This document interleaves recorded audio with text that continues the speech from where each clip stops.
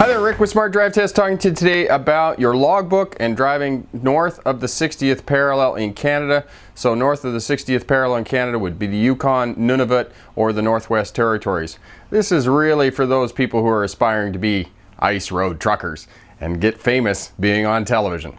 Today we're going to talk to you about how to keep your logbook north of the 60th. We'll be right back to talk to you about that.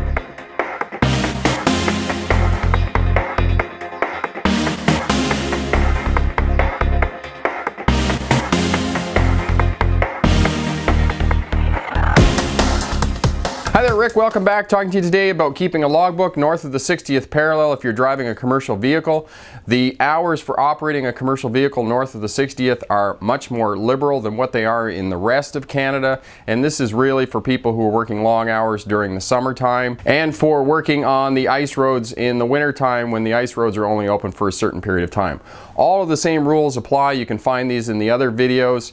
The one video on filling out the form, and the other video on filling out the graph and how to do that. The hours of driving in Nunavut, Northwest Territories, and the Yukon, you could drive for a maximum of 15 hours, and that 15 hours of driving must occur in an 18-hour window, so you cannot drive or work after 18 hours, and you must take 8 consecutive hours off duty. So the off-duty time has been reduced as well by 2 hours. And the work cycle has been increased to 80 hours and 7 days, so you can work more. For the rest of Canada, it's 70 hours and 7 days.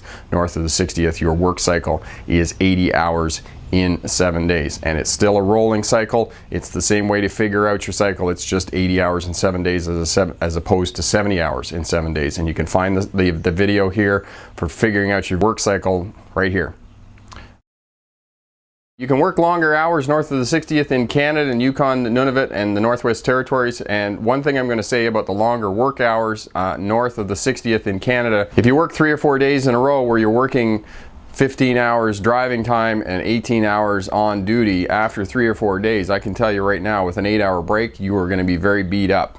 So just keep that in mind if you start running these longer hours, that you need to sort of pace yourself, because you can't do this for very long without burnout.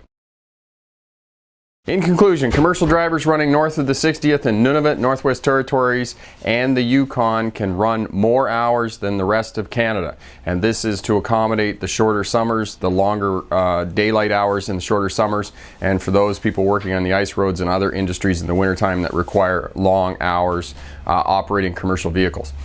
North of the 60th, you can run 15 hours of driving. Your 15 hours of driving must occur within an 18-hour window. If you're on duty and driving for a maximum of 18 hours, you must have 8 consecutive hours off duty before returning to another work cycle. The work cycle is also longer. Cycle 1, 80 hours in 7 days. So all of the work hours are longer in the Northwest Territories. You like what you saw here? The complete course is over at my website. You can find the link here. All of the videos, written down rules and regulations for logbooks, exercises for logbooks. There's 2 exercises for both the American course and the Canadian course.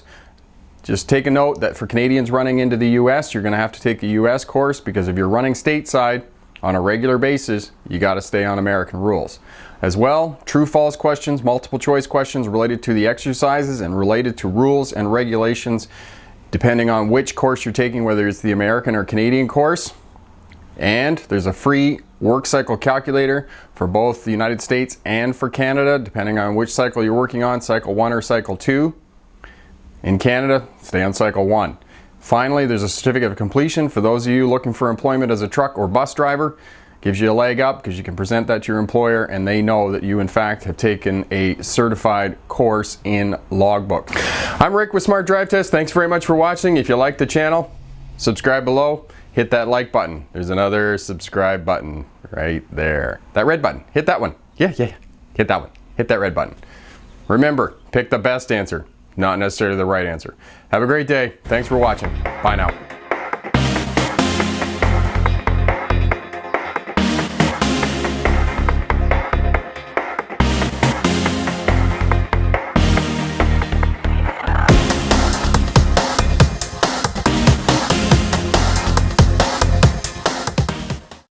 And for somebody else. Who else?